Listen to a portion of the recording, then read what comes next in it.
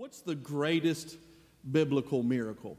Now, you may think differently than I do, and I may surprise you with the miracle that I always was the most impressed with, and in fact, you may not have ever even heard of it. So I'm going to tell you real quick about the miracle that most blows me away. Moses has died, and Joshua is leading the people of God into the promised land. They've gone across dry land at the Jordan. There's been all these amazing parting of the Red Sea. There's been some unbelievable miracles.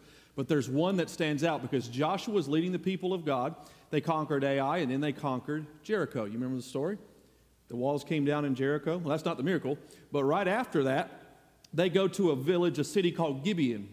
And Gibeon heard what had happened to Ai and what had happened to Jericho, so they sent out emissaries and sued for peace.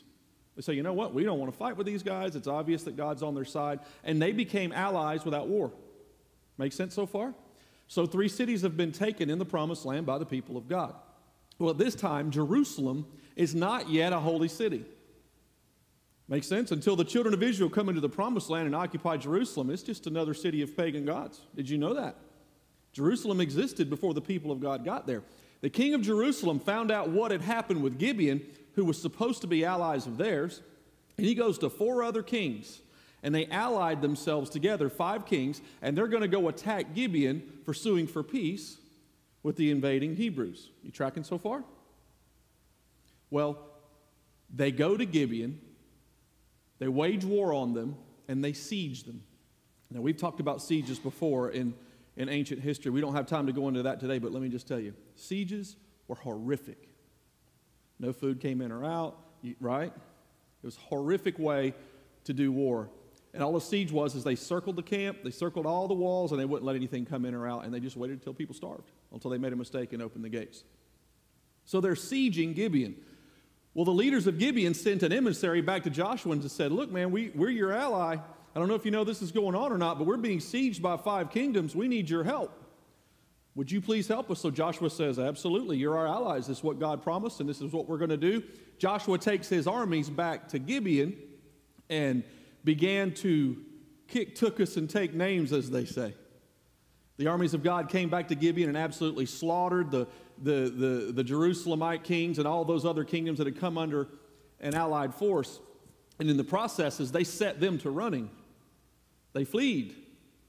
Well, Joshua wanted to finish the job he started. Let's picture in your mind. There's been a siege. Here comes the armies of God. They attack the sieging armies, 5 of them, rout them, and those armies begin to run from the armies of God. And the armies of God, guess what they do? They take chase. They're chasing these armies of the enemy. Well, it begins to get dark. It's hard to fight a war in the dark back in those days, right? Who knows the miracle I'm about to bring? I get a Holy Ghost shiver just thinking about it. So God was requested by Joshua to stop the sun and stop the moon so they could finish the battle. Now we know what that means, right? God stopped the rotation of the earth for 24 hours to allow Joshua to finish conquering these armies. The entire solar system was involved in that miracle. Right? Blows me away. And for the record, those hours are missing in historical calendar times. You can go back and do a little research. It's a cool, Miss Roberta, you'll love it. It's a cool little historical research you can do. Now, that may not be your favorite miracle. What's your favorite miracle? What do you think is the greatest miracle in the Bible? Anyone got one? Raising the dead's a pretty good one. That's a good one too, right? That's a great miracle. Any others? Jesus' birth to a virgin. It's immaculate conception. Forgive my using those words differently than our Catholic brothers and sisters would. Yeah, Jesus raised it himself from the dead. What else? Well, let me just tell you. Ori's on the right track. As mighty as all those works were, and they were mighty, only God could have done them. Only God could have done them. The mightiest work in all of time and space is what we're going to talk about today. There was an insurance agent and he came up with a slogan for his letterhead. It says this: "We insure everything except eternity." Right? It's a pretty good insurance agent. Guess what? God insures eternity. And yet salvation is so simple that people overlook it, so free they do not believe it. God's grace makes new creatures out of the best and the worst sinners. There are none so good that they can save themselves, and none so bad that God cannot save them. What's the greatest, mightiest work in all of time and space and all of eternity? Salvation is the greatest miracle in all of eternity. And by the time we finish today, I hope that you'll agree and walk out of here with this wisdom in your heart. Stopping the sun, stopping the rotation of the earth for 24 hours is a big old hairy deal, but it pales in comparison to the salvation of the lost soul in the grace of Jesus Christ. I hope you will find that to be true today. I'm going to change course a little bit. Those of you that know me, most of the time I preach from the Holman Christian Standard Bible, just a personal preference. But today we're going to read texts from the New King James, okay? Because the language in the New King James is what I prefer. It doesn't matter what Bible you have. If you have one, turn to Mark 6. Turn to Mark 6. We're going to read from Mark 6 today. While you're turning, remember, after 3 miracles expedited just by a touch from Jesus, the miraculous work of healing, he led his disciples to his hometown of Nazareth to exhibit his mightiest work. He hoped to perform his greatest miracle right there at home where his family and friends were. And let me give you a background. Just a year before this, if you'll remember, we studied it here about a year ago. Just a year before this, he'd gone back to Nazareth, and the people, what did they do? They rejected him, right? They rejected him. They absolutely evicted him from their synagogue, and then they tried to kill him. You remember? The people of the synagogue, the people of Nazareth, took Jesus and were going to forcibly take him and throw him off a cliff for his testimony in the hometown.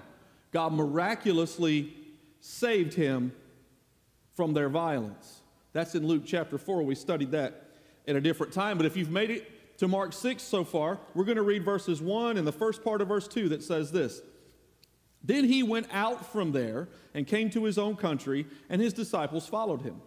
And when the Sabbath had come, he began to teach in the synagogue." Let's pause right there. If you're taking notes today, you should have received a sheet that you can take notes on. If you didn't get one, just raise your hand. Somebody will get one to you. We'll proceed. The first thing about this story that I want you to understand is, again, going home. Again, he's going home. Jesus is going home. Again, now, in his last recorded act, his last recorded visit, this is a pretty gracious act, if you think about it, for these violent, rejecting people. If your hometown carried you to the cliff and were going to throw you off, would you go back? It's a good thing God believes in second chances. We'll talk about that again in a moment. But Jesus wants them to have another opportunity to hear, believe, and be saved. He wants to stick to the reason that he came. Again, look, I don't know what you're going through today. I know what I've gone through. And I praise God that I have a God of second chances, third chances, fourth chances. I can't tell you how many times I intended to make a nice omelet with my life, and I cracked the egg and I put it in the pan and it's looking great, and all of a sudden I jacked it up, and scrambled eggs, right? Had to make the best I could out of something that I'd done that was really stupid. I said I scrambled a lot of eggs in my life. And yet God always loves me. He's gracious to me, because you know what? That's why he came. Man, I've had more second, third, fourth, fifth chances than just about anybody I know. Thank God for them, or I wouldn't be standing before you today. Here's the point behind this. Here's what you have to understand. You know, Jesus goes back to this village who had violently rejected him. They were his enemy. His hometown became his enemy. Is that a fair statement? Okay, listen, folks. Before we get too high and mighty and snooty and think too good of ourselves, everyone is God's enemy. They're all in violent opposition until we believe in him. Right? Until we believe God, we're an enemy of God. Now, that may sound extreme. By the time we finish today, you're going to find out it is extreme, but God went to extreme measures to solve this. The greatest miracle in all of eternity is salvation. And listen to me. We believe here in God that still works miracles. your God still work miracles? Mine does. You know how I owe? I is one. I are it. I'm an unadulterated walking miracle of God. Again, I've been shot at, beaten in the head with clubs, and yet here I stand. Why? Because God gave me a second chance. He had a purpose for my life. Now, let me give you a little more background, okay? Based on Jesus' first experience in his hometown that we've already talked about, why would they invite him back to the synagogue? Right? The synagogue's where he got in trouble the first time. They're going to go throw him off the cliff because he claimed to be the Messiah there. You remember this, right? And so he goes back. They let him back in the synagogue again. Let me just tell you, if we had a guest speaker that came here and spoke something contrary to what we believe, we would kick him out and they wouldn't be invited back. I'm just saying. Can I get a witness? Joe, that's what we would do, right? If we had somebody here that stood on the platform and spoke something other than the gospel we believe, we would help them find the gate and we'd help them to make sure that gate was closed to them, unless they wanted to get saved. So why did the synagogue invite Jesus back in to teach on this occasion?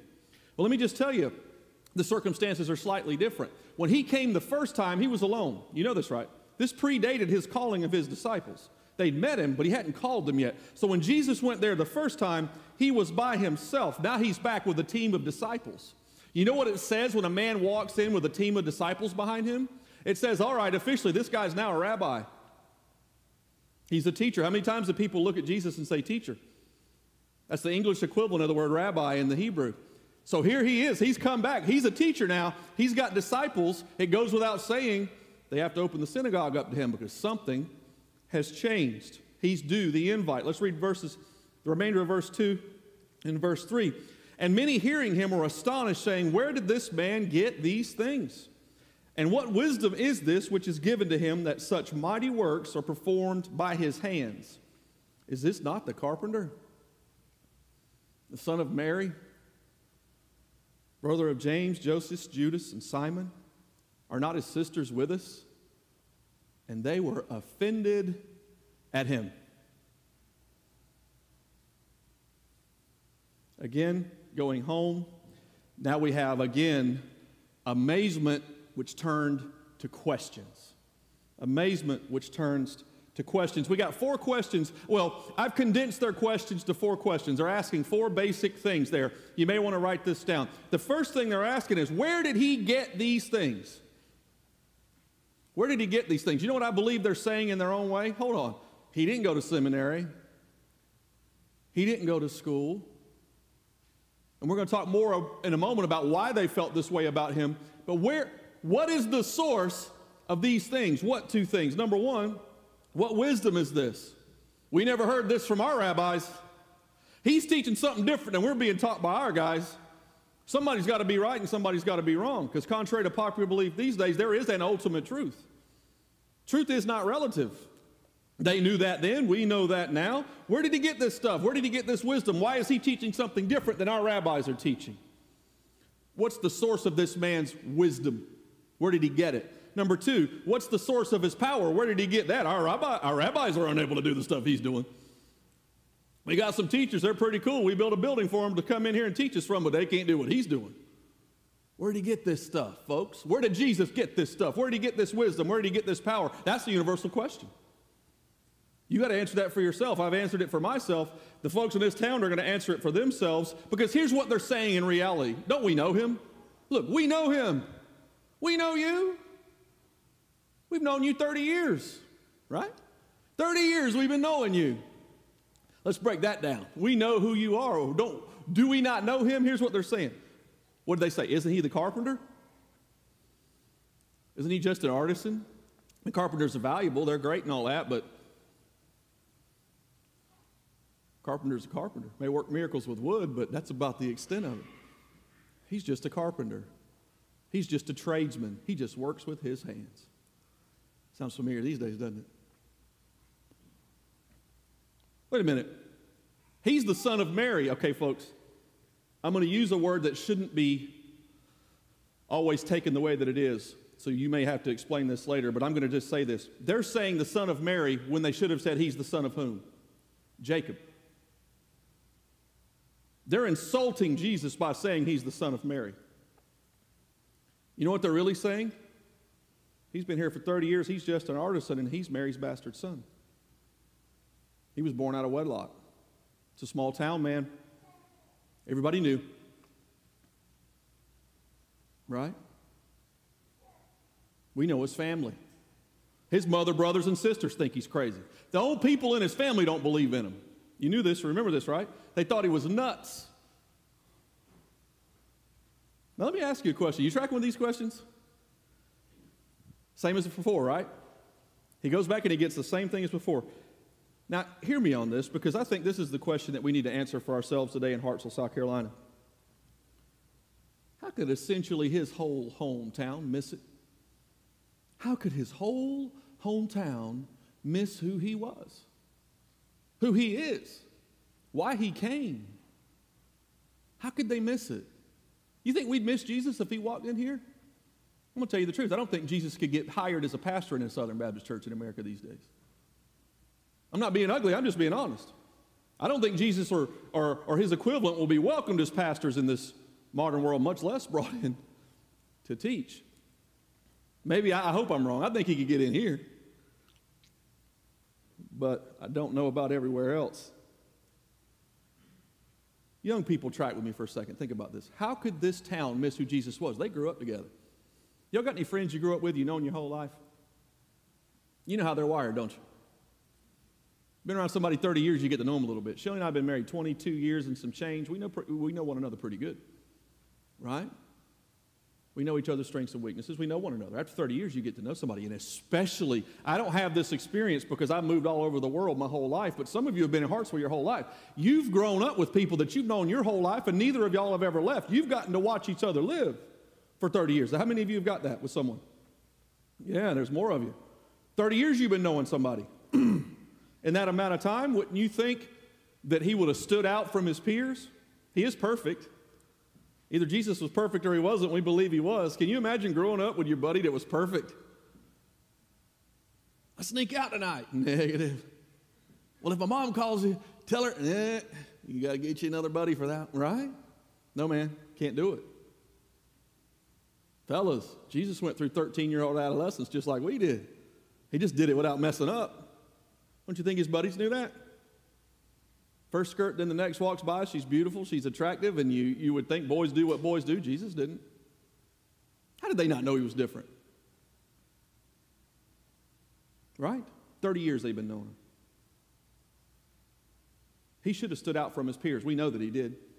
He stood out from his peers as an adult. He absolutely had to have stood out from his peers as a child, or he wouldn't have been worthy to be Messiah then. Does this make sense? Perfect is as perfect does.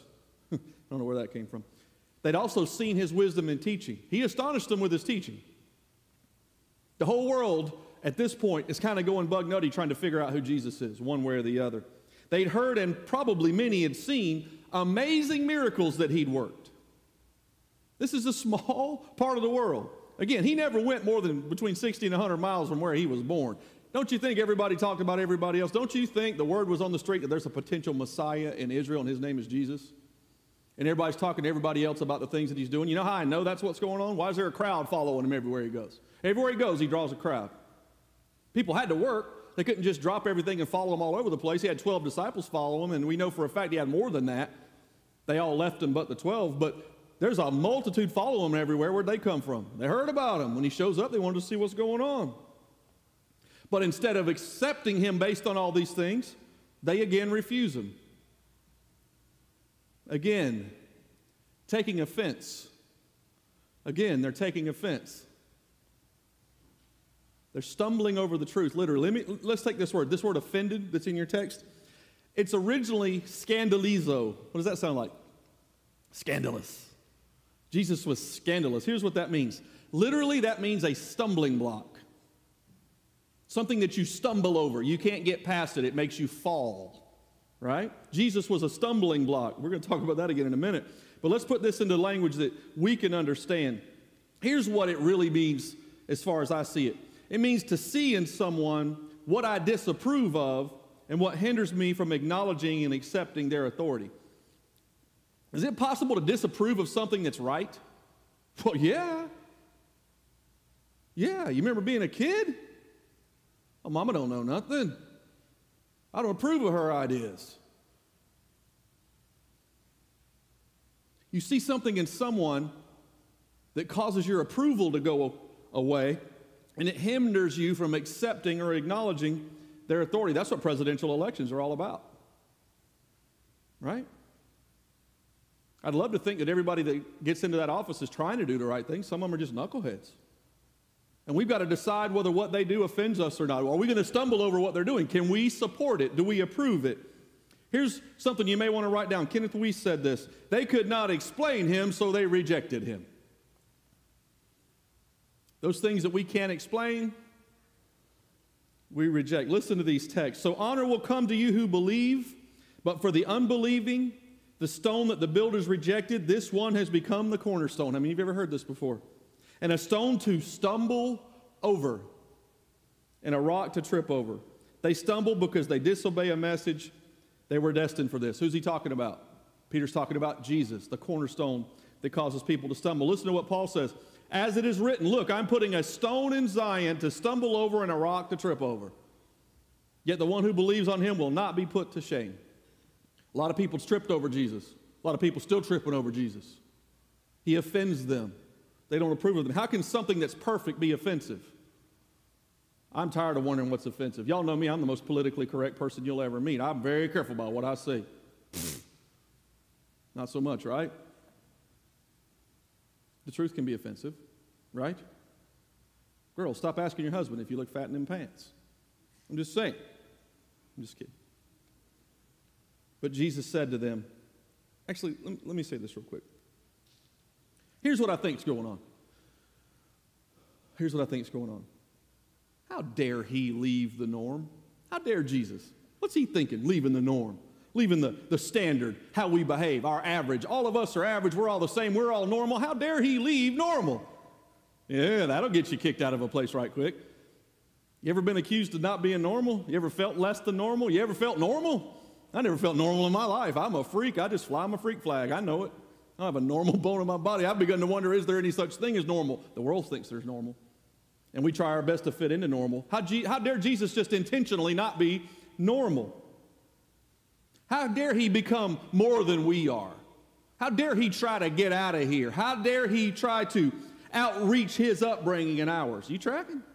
Who does he think he is? What happens to us when we leave the norm? You say you've been running around with somebody for 30 years. Y'all learned the jihad.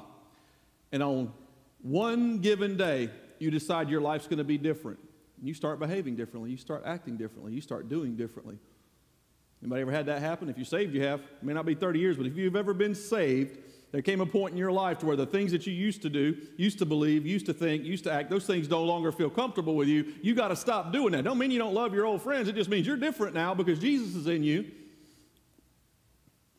You're not normal anymore. You ever had that? It can be offensive to people, can't it? Cause people to stumble over you a little bit. You know what they did to me?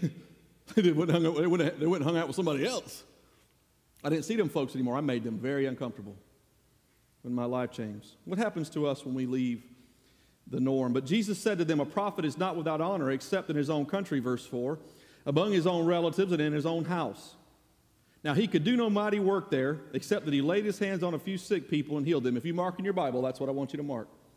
He could do no mighty work there except that he laid his hands on a few sick people and healed them. That's a bit of a conundrum. And he marveled because of their unbelief. Then he went about the villages in a circuit teaching. Again, these people are too close to see. They're too close to see.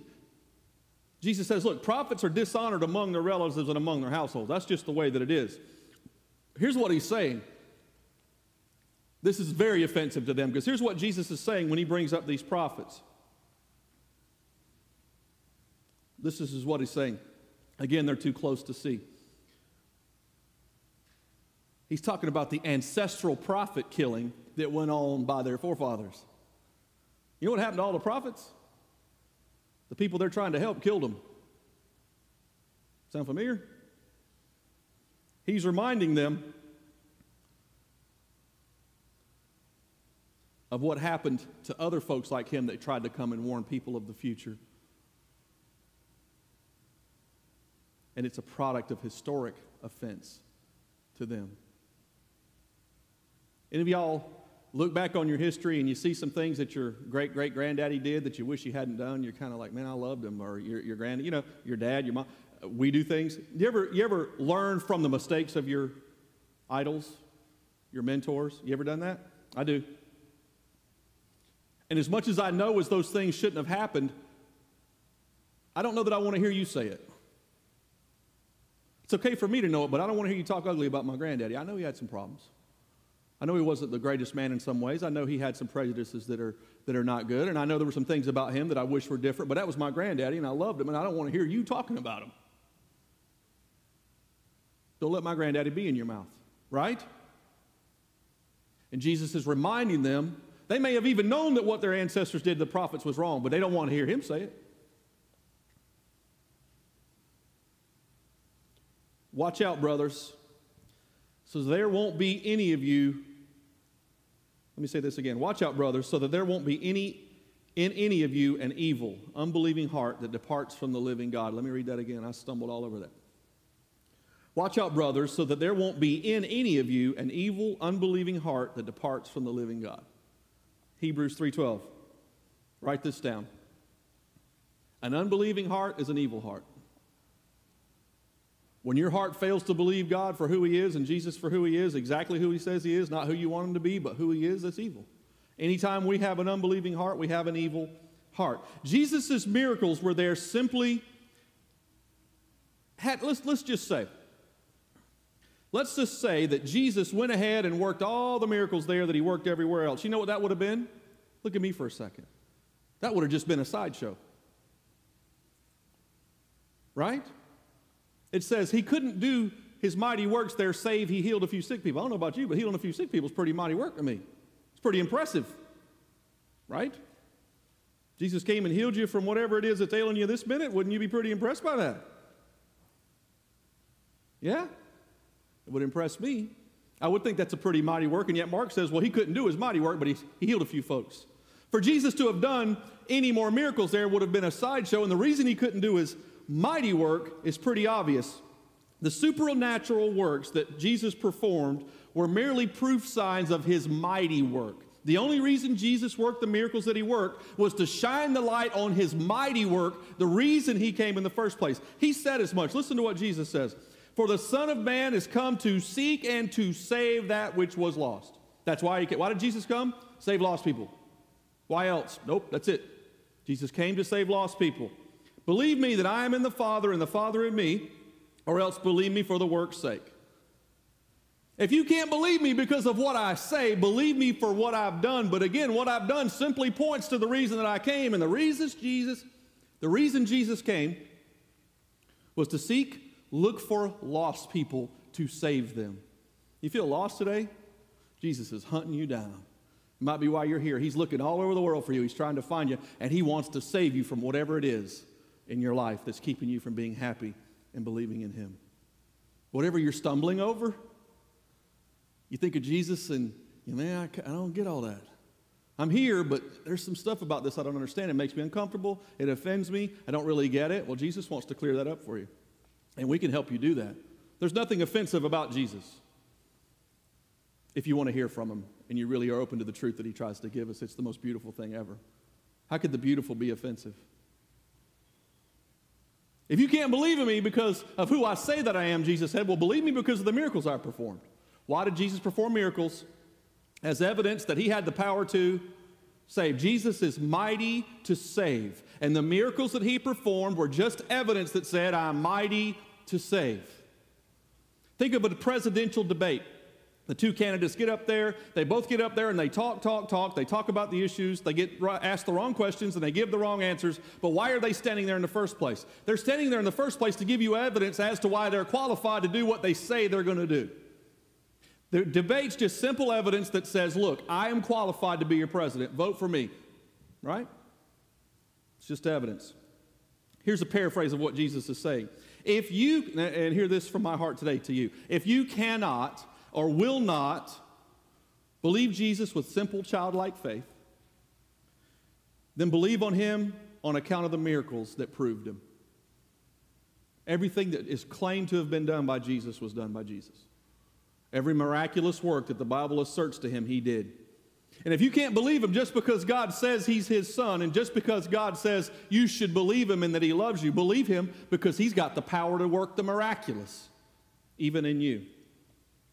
Can I just say something, Christians? If you're here today and you know Jesus, let me give you a warning. Can we be careful not to get too close to, become too accustomed to Christ's mightiest work? Remember, salvation is the greatest miracle of all eternity, and we take it for granted. Yeah? Can we stop that? Can we be careful not to get so used to being saved that we forget that it's the greatest miracle that ever occurred? Let's close with this.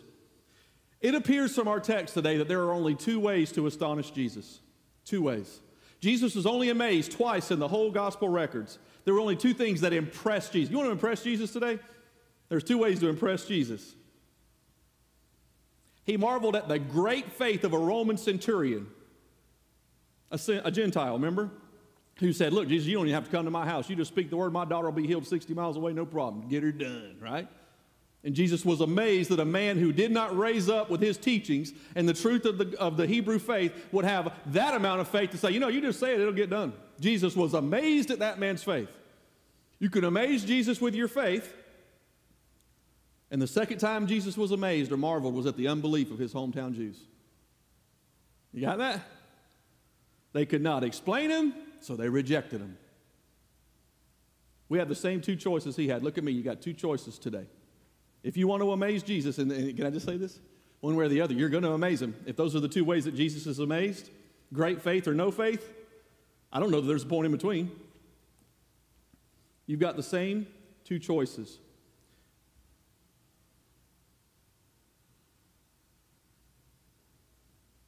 Reject the amazing truths that he taught and the amazing miracles that he did because you can't explain them, and astonish him with your lack of faith. You have that choice. You can reject Jesus and amaze him today because you don't believe him in spite of the evidence, just because you can't explain it. Or two, you can accept the amazement of Jesus, the unexplainable, in faith, and amaze him with that. You want to amaze Jesus today? Believe him or don't believe him? And can I just tell you, it's unbelievable to me that somebody could not believe Jesus. I've lived life without him. I remember all the questions, but I have Jesus now, and I can't imagine a life without Jesus in it. I can't imagine it. Even though I had a life that many would have dreamed of and Jesus wasn't in it and I can remember it, I can't imagine I would never go back to that. It amazes me that people would choose that. Choose a life without Jesus in it. It amazes him too. But it's equally amazing to me when Jesus saves a lost soul, a wandering soul, a hurting soul, and they come to him and they realize it's true. I may not be able to explain it all, but it's true. I want to believe Jesus. That's amazing too. That's why I do this. That's why you're here, I hope. When I say don't get too close to this thing, that's exactly what I mean. Every time we had a baptism in here last week, you should have been amazed at the power of God to perform that act in her life. Salvation's amazing. Let me give you an illustration of just how amazing this man's story mirrors mine. There were a group of atheists who were criticizing the Bible. One of them spoke about creation, and he said, what man with any common sense could believe that several thousand years ago, God stooped down, picked up a piece of mud, breathed on it, and changed it into a human being? Heard that one before? Who in their right mind could believe that? I can't explain it, so I reject it. A Christian man standing by overheard the conversation and responded by saying, I can't answer all the questions about creation, but I know this. One night, God stooped down and picked up the dirtiest piece of mud in this city, breathed his Holy Spirit on it, and changed a gambling, thieving, drinking wretch into a peace-loving man of God. I was that man. Look at me. I was that man.